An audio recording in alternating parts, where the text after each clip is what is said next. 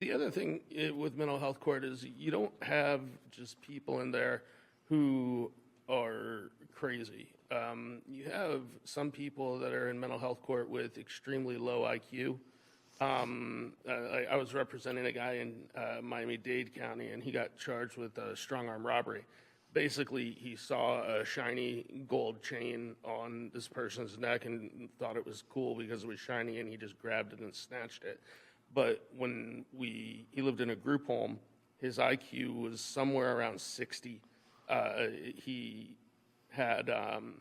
He'd been making a lot of progress recently, and he was now able to make toast and Jell-O on his own, and that was a big deal. And the state, when you get put into mental health court, the state has a right to see if they can help you to regain competency.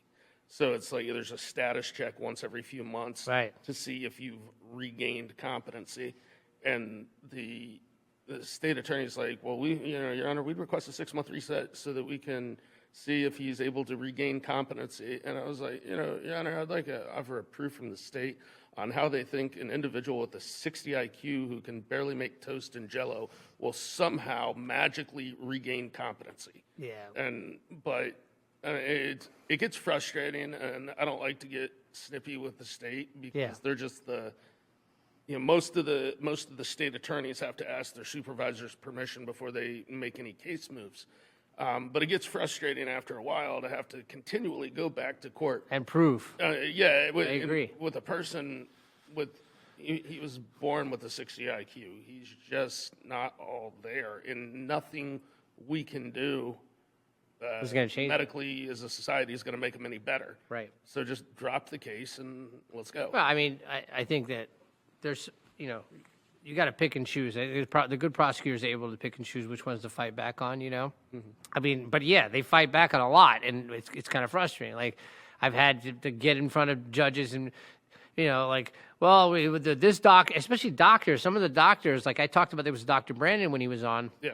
The biases that some of these doctors show. So the state will ask for specific doctors to evaluate people based on the fact that these people find almost everybody fine. They're fine. They're competent. They're fine. So the state always asks for those doctors.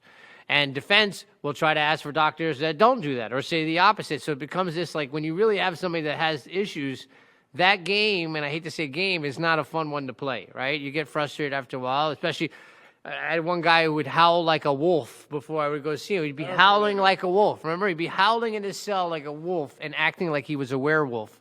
The deputies were like, Danny, we can't let you in there with him.